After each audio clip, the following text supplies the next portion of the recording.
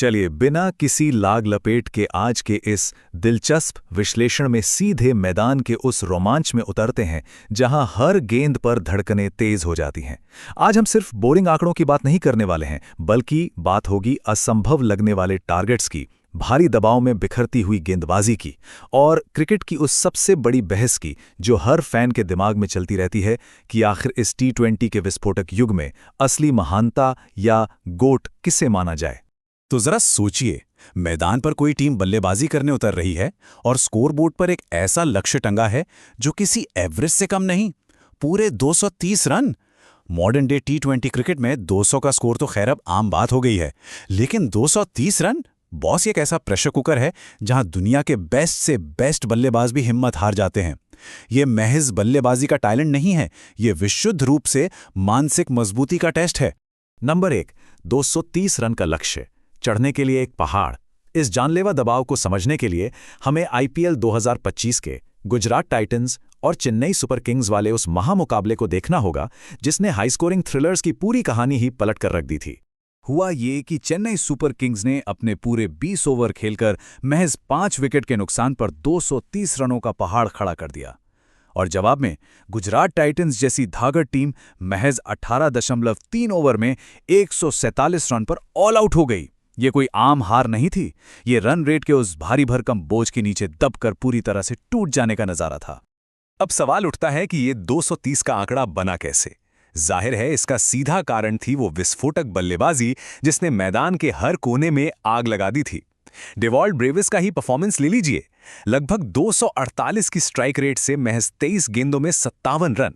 Conway ने भी 35 गेंदों में 52 रन ठोके, उर्विल पटेल ने 19 गेंदों में 37 रन बनाए और अंत में आकर रविंद्र जडेजा के 18 गेंदों में नाबाद 21 रनों ने स्कोर को उस लेवल पर पहुंचा दिया जहां से वापसी का कोई रास्ता ही नहीं बचा था। नंबर 2, रिकॉर्ड तोड़ने वाले ओपनर्स। गुजरात टाइटंस का ऐतिहासिक जवाब।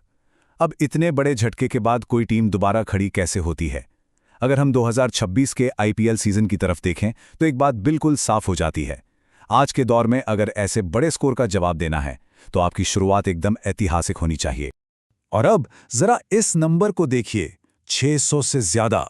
ये कोई मजाक नहीं है, ये विशाल आंकड़ा गुजरात टाइटंस के 2 बल्लेबाजों शुभमन गिल और साई सुदर्शन के उस अविश्वसनीय प्रदर्शन को दिखाता है जो उन्होंने लगातार 2 सीजन में करके दिखाया।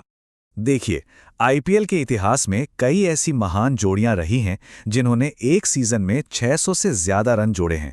2013 में गेल और कोहली, 2016 में कोहली और एबी डिविलियर्स, या फिर 2021 में ऋतुराज और फाफ डु प्लेसिस। लेकिन गिल और सुदर्शन की जोड़ी इस एलीट क्लब में भी बिल्कुल अलग खड़ी हैं। ये इतिहास की पहली और इकलौती ऐसी ओपनिंग जोड़ी हैं जिन्होंने एक ही फ्रेंचाइजी के लिए लगातार 2 साल 2025 और 2026 में ये 600 रन का जादुई आंकड़ा पार किया है। गजब की कंसिस्टेंसी है ना?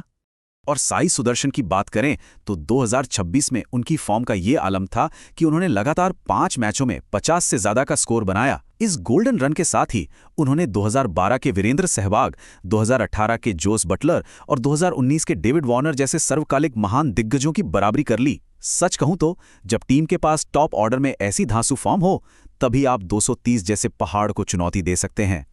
नंबर 3, दबाव में गेंदबाजी जब सर्वश्रेष्ठ भी संघर्ष करते हैं। हम अक्सर बल्लेबाजों की तारीफों के पुल बांधते हैं, लेकिन हाई स्कोरिंग मैच सिर्फ अच्छी बैटिंग का नतीजा नहीं होते, ये अक्सर गेंदबाजी आक्रमण के बिखरने की कहानी भी बताते हैं। 230 रन यूं ही नहीं बन जाते, इसके पीछे दुनिया के बेहतरीन गेंदबाजों का तकनीकी और मानसिक रूप से टूटना भी शामिल होता है। इसे इस तरह समझिए, क्रिकेट पंडित भी मानते हैं कि जब राशिद खान जैसे दिग्गज बैक सर्जरी के बाद वापसी करते हैं तो अक्सर शरीर पूरी तरह से साथ नहीं देता। पेस बनाए रखने के लिए गेंदबाज अपनी लाइन लेंथ से समझौता करते हैं और गेंदें छोटी पड़ने लगती हैं। और जब एक बार स्पिनर का आत्मविश्वास हिल जाए तो वो विकेट लेने के लिए नहीं बल्कि महज रन बचाने के लिए गेंद डालता है, और नतीजा बल्लेबाज उन्हें और भी बुरी तरह से धो डालते हैं। तो जरा उस दबाव की कल्पना कीजिए जब आपकी टीम का मुख्य हथियार ही बेअसर हो जाए। गुजरात टाइटंस जैसी चैंपियन टीम ने लगातार 2 हाई वोल्टेज मैचों में 235 और 230 रन लुटा दिए। ये सिर्फ 1-2 खराब दिन की बात नहीं है, ये उस खौफनाक दबाव का सीधा सीधा सबूत है जो आधुनिक टी20 क्रिकेट गेंदबाजों पर डालता है। यहां छोटी सी भी चूक हुई और गेंद सीधा स्टैंड्स में। नंबर 4, महानता की बहस। T20 की आतिशबाजी बनाम टेस्ट क्रिकेट की विरासत। चलिए अब आईपीएल के इन तूफानी स्टैट्स से थोड़ा बाहर निकलते हैं और बड़ी तस्वीर को देखते हैं। इन पागलों वाले स्कोर कार्ड्स ने क्रिकेट फैंस और पंडितों के बीच उस पुरानी बहस को फिर से जिंदा कर दिया है कि आखिर क्रिकेट का गोट यानी ग्रेटेस्ट ऑफ ऑल टाइम होने की असली परिभाषा है क्या।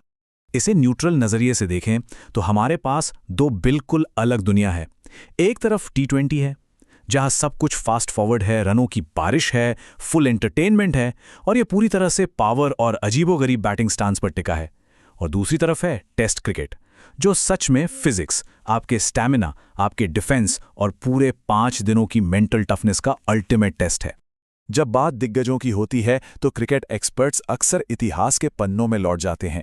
आज किंग कोहली का नाम हर जुबान पर है, लेकिन कई लोगों का मानना है कि असली और पहले किंग तो विव रिचर्ड्स थे। जरा सोचिए, उस दौर में 150 किलोमीटर प्रति घंटे की रफ्तार से बाउंसर फेंकने वाले खूंखार तेज गेंदबाजों का वो इंसान बिना हेलमेट के सामना करता था। वो एक अलग ही लेवल का स्वैग और हिम्मत थी। लेकिन फिर हम मॉडर्न डे सुपरस्टार्स की उपलब्धियों को भी झुटला नहीं सकते। T20 इंटरनेशनल के स्टैट्स ही देख लीजिए। रोहित शर्मा 4,231 रनों के साथ, बाबर आजम 4,145 और विराट कोहली 4,037 रनों के साथ इस लिस्ट पर राज कर रहे हैं। जिस फॉर्मेट में आपके पास खेलने के लिए गिने चुने ओवर्स होते हैं, वहां 4,000 रनों का पहाड़ खड़ा करना कोई हंसी खेल नहीं है। ये आधुनिक क्रिकेट का अपना ही एक डोमिनेंस है। लेकिन सब कुछ एक तरफ और ये नंबर एक तरफ, 99.94। ये वो जादुई संख्या है जिसे आज तक कोई छू भी नहीं पाया है। सर डॉन ब्रैडमन का ये टेस्ट बैटिंग एवरेज अपने आप में एक ऐसा अजूबा है जो मॉडर्न डे क्रिकेट के सारे शोर शराबे को पल भर में खामोश कर देता है। इसी डिबेट को सुलझाने के लिए कुछ क्रिकेट पंडितों ने महानता को नापने का एक बड़ा ही दिलचस्प पैमाना रखा है। उनके हिसाब से किसी खिलाड़ी की महानता में T20 क्रिकेट का वजन सिर्फ 10% होना चाहिए, वनडे का 20% और टेस्ट क्रिकेट को सबसे ऊपर रखते हुए उसे 60% की अहमियत मिलनी चाहिए। उनका तर्क बिल्कुल साफ है।